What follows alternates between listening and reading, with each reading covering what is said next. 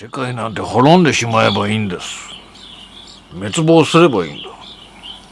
人類なんて地球爆発しろ、破裂しろということでね、皆様の絶望と悲しみと怒りと嫉妬と、殺意と拭いきれない欲望と共に寄り添っていく優しいチャンネル、ネガティブマンチャンネルへようこそということでね、私世界を滅ぼすもの、その名もネガティブマンでございますということでね、そう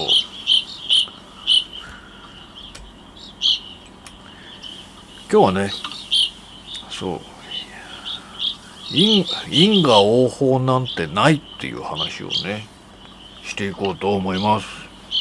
因果応報、皆さんどういうものかと思いますか？因果応報なんてないんですよね。もうね、身も蓋もないね。今日は短い話になるかもしれませんね。身も蓋もないですからね。因果応報がもしね現実にあるとするのならばね、警察はいらなくなってしまいますからね。誰かがレイプされたり、誰かが殺人でね亡くなったりとかしたらね、大丈夫だと。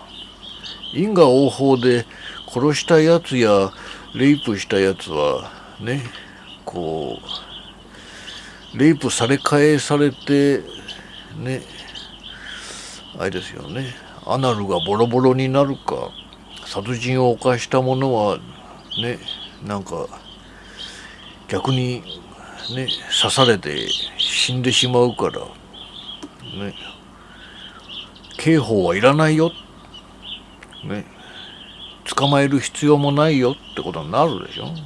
誰かがいじめた、ね、一人をいじめてね死に追いやったりとかね、精神的に病ませてしまったりとかしたらね、因果応報があるんならいじめたやつらはみんなね同じようにこういじめにあったりとかして、はたまたこうとても嫌な思いをして精神がおかしくなったりね、自殺したりするでしょう、ね、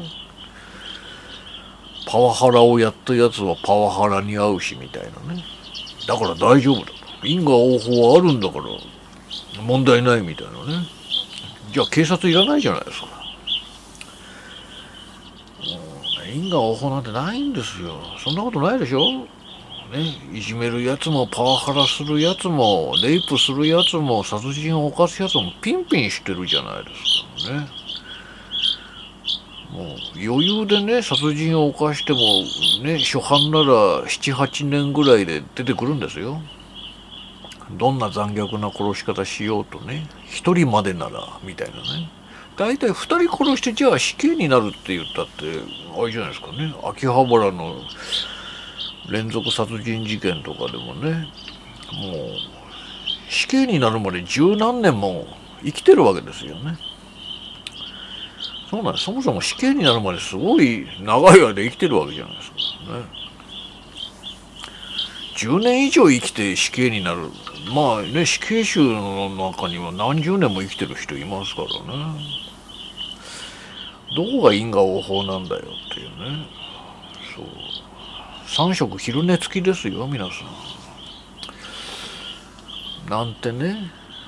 そうだから因果応報はありませんっていうビデオを撮ろうと思うときに、短すぎて話すことがありませんっていうことなんですね。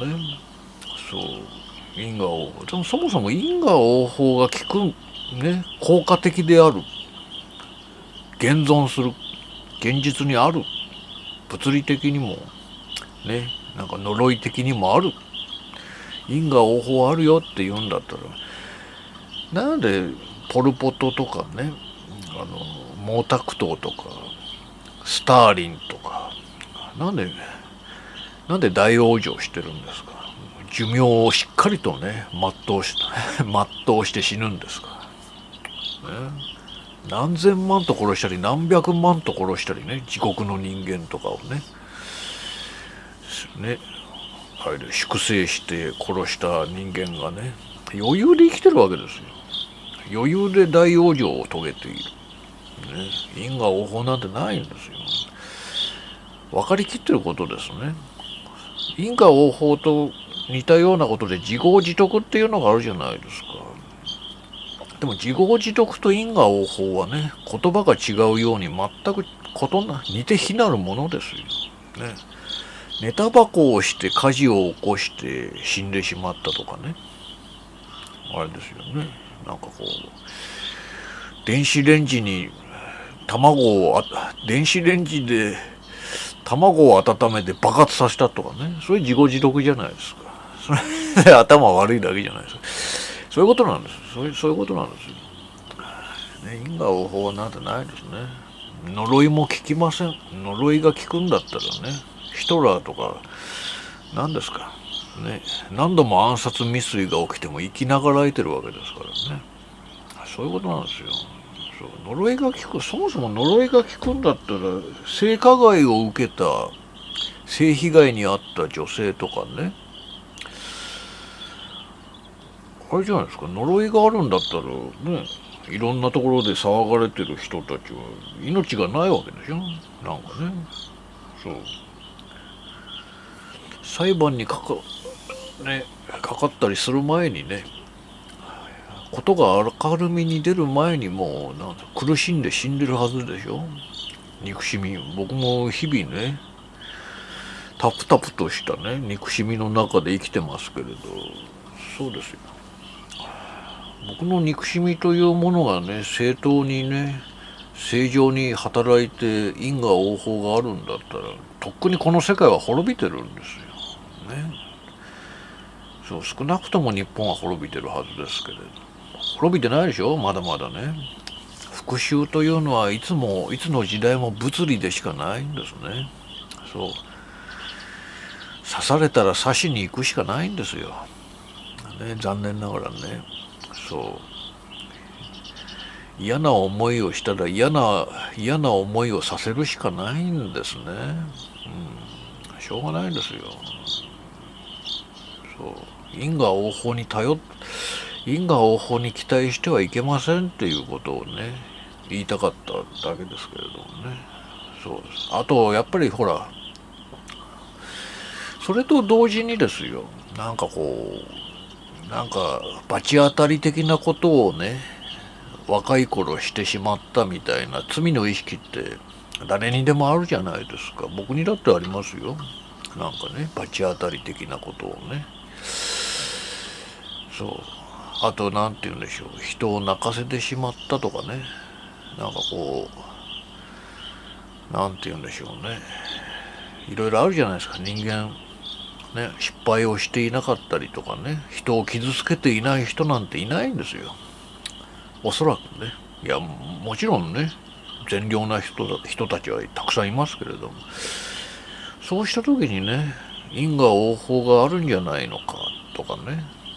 そう。あと喧嘩だってそうじゃないですか。僕はたびたびね、なんか喧嘩いっぱいしますけれども、なんかね、後々考えるとやりすぎたかなと思うような時もあるわけじゃないですか。で、因果応報が来るかって来ないんですよ。結局のところね、喧嘩両成敗ですから。そう。来ないんですよね。因果応報なんてものはね。ですからなんか悪いことしたら因果応報でみたいなね、そういう萎縮したね、人間が萎縮するような呪いの言葉というか、なんて言うんでしょうね、脅し。そう、単なる脅しですよね。共同体における悪いことすんなよお前らっていう脅しですよね。脅し。同調圧力みたいな、同調圧力に似たようなものですからね。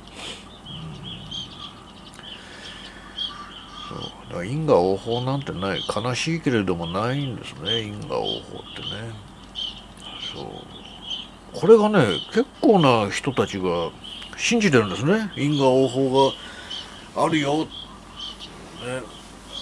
そう、悪いことをしたらとかね、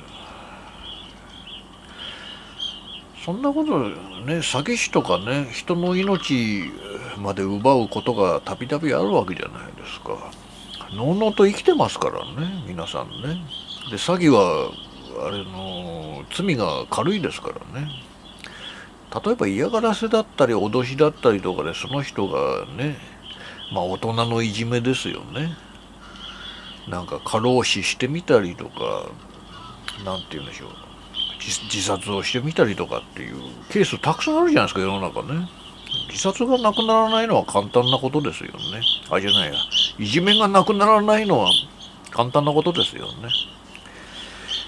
もう国家がもういじめを、大人のいじめをしているわけですから、国民をいじめているわけですから。そして大人がいろいろなね、様々な労働環境や、ね、その他この他でいろんな差別をしてね、いろんな人をいじめてるわけですから、子供のいじめなんてなくなるわけがないんですね。簡単なことですよ。で、そのいじめだったりとかパワハラだったりとかね、そう、因果応報があるかっていうと、ね、それこそ竹中平蔵もね、橋本龍太郎も小泉純一郎も余裕でね、ニッコニコで生きてますからね。まあ、走りはもう死んじゃいましたけど。そう。ね。余裕で生きてますから大丈夫ですよ。ああ、そっか。安倍ちゃんね。だから安倍ちゃんなんかはほら、恨みによる物理的攻撃ですからね。あれ因果応報っていうか、単なる復讐のターゲット、標的にされただけですからね、安倍ちゃんはね。そうなんですよ。因果応報なんて期待しちゃダメなんですよ。ね。刺しに行かなきゃ。ね。打ちに行かなきゃ。どうしようもないですね。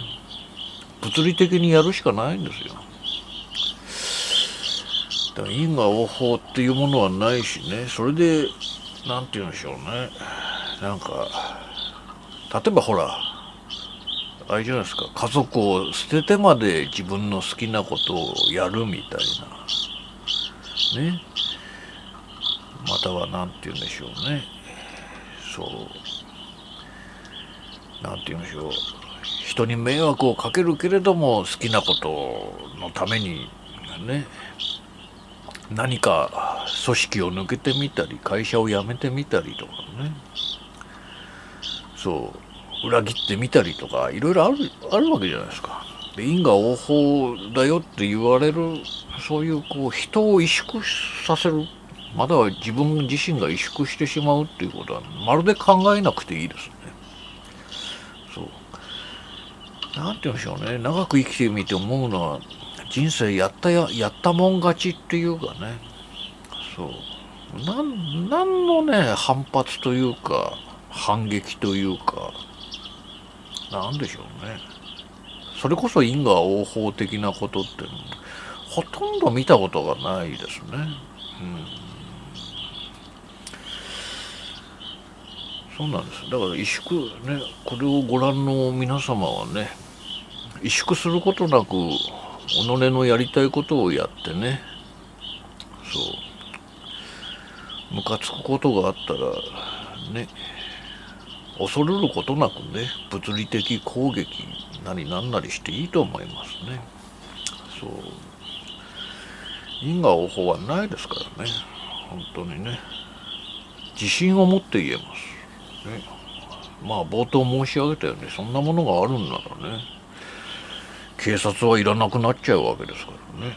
そんな都合よく目には目を歯には歯をみたいなね、ハムラビ法典的ななんかね、正義の法則がこの世界に働いているのならばね、そう悪徳政治家もなんて言うんでしょうね、とにかく悪をなす人はすぐ反撃されるわけですからね。そう冤罪もなくなる、冤罪すらないでしょうしね。そう因果応報があるのならばね、そうあいつがやったんじゃないかってね、みんなが注目してたらね、あっさり死んで、ああやっぱりあいつだったかっていう話になりますからね。あいつとあいつとあいつが怪しいってなったらね、そのうちでぽっくり死んだやつ、あいつが犯人だみたいなね、そんなことあるわけないでしょ。で因果応報ってないんですよ。どこにもないんですよ。何の存在もないんですよね。そもそも因果応報があるんだったら、さっき詐欺師の話もしましたけれどもね、人を脅しながら金をむしっている連中ね、いろんな反社の皆様とかね、存在しえないじゃないですか。でも存在するでしょ。余裕で生きてね、いい暮らししてるじゃないですか。まあそれを言えばね、うさんくさいコンサルのコンサルの会社とかね、なんかうさんくさいサロンを運営してね、素人から金をむしったりとかね、情報商材とかね、なんか FX 商材とかね、株の商材とかね、やってる連中とかもね、騙して金をむしってるんですから、それを言えばもっと大きなね、宗教家だったりとかね、池田の大ちゃんもね、大往生じゃないですか。そう。いたこの劉邦ちゃんもね、割と大往生じゃないですか。ね、好き勝手生きて好きに生きてね、そういうことなんですよ。そしてその片棒を担ぐ、その大きな悪の組織だったりとか宗教組織の片棒を担いでる連中だってね、本当に因果応報があるのならばね、ひどい目に遭ってるはずですけど、全然ひどい目に遭ってない。ニッコニコで余裕で生きてますからね。そう。悪を考えてもそうだしね。まあ逆の因果応報もありますよね、思えばね。じゃあ善をなしたら帰ってくるのか。そうね。多大な寄付をね、こう名乗ることなくね、かっこよく寄付したりとかしたらもね、どっかからこう、例えばね、1000万寄付したらどっかから因果応報で1000万円分のなんか商品券とかね、金塊とかね、送ってこられるのかみたいなね。そう、めちゃめちゃ幸せに、1000万寄付した人はめちゃめちゃ幸せになるのか。別にそんなこともないでしょ。別にないんですよ。そう。大体なんか人のためにとかね、そういう善人が報われる、因果応報で即報われるんだったら、みんなね、にっこりニコニコしながらね、喜んであれですよね、能登の地震のボランティアに行ってみたりね、寄付してみたりしますよ。善行がすぐ返ってくるならね、もう善行をすればするほどね、もういい思いができるんならね、因果応報ですよね。逆の因果応報ね。みんなもう善人だらけになる。世界中善人だらけになりますよ。ならないでしょ。ならないんですよ。だから因果応報なんかないんですよ。萎縮させる脅し文句でもあるし、なんて言うんでしょうね、こう悪いやつが死ねばいいみたいな希望の言葉でもありますよね、因果応報ってね。ただそれは非常に空虚な、何の力も持たない偽りの言葉であって、何の現象も持たない、なんて言うんでしょうね、空手方と申しましょうか、何の力も持たない嘘の言葉ですね、因果応報。そうなんですよ。因果応報が正しくね、発動するのならばね、世の中苦しむ人はもう激減しますよね。激減しますよね。そうね、ブラック企業なんか即日倒産しますよね。しないでしょ。そうなんかもう昔の悪事がね、もうバレて失脚する人もいますよ、いますけれども、ものすごい時間が経ってたりとかね、ほとんどそんなこともなくね、そう大往生を遂げる人たちばっかりじゃないですか。ほんの一部ですよ。ね、そういうことなんですよ。めくれてね、因果応報ですねなんてね、それたまたまめくれただけじゃないですか。そういうね、そう善行の因果応報も悪行の因果応報も全く機能しないという時点でね、やっぱり法治国家としてね、警察が存在するわけですしね、反社の皆さんも今日も元気いっぱいですしね、そういうことなんですよ。ね、悪いやつもね、悪いやつが報われる時もあるし、いいやつが泣きを見ることもある。これおかしいですよね。因果応報からすればね、善をなす者は泣く必要はないはずですけれども、そんなことはないんですね。やっぱりこの世界は非常にバッドでシットでね、デストロイ・オブ・ザ・ワールドするべきなんですよね。非常に気に入らない。そう思いませんか皆さん。気に入らない世界だなって思いませんか。僕は非常にね、何十年も生きてきてね、いい思いをほとんどせずにね、報われることもなくいじめられてきたこの世界に対してね、やっぱりどうしてもやっぱりね、反撃したいな、そう物理攻撃をしたいなと思います。ということでね、皆さん今日も一日世界が破滅しますようにとね、やっぱりね、破滅するべきだとね。でもそんなこと考えてもね、何にも発動しませんけれどもね、とにかくね、やっぱり気持ちが、まずは気持ちが大切ですからね。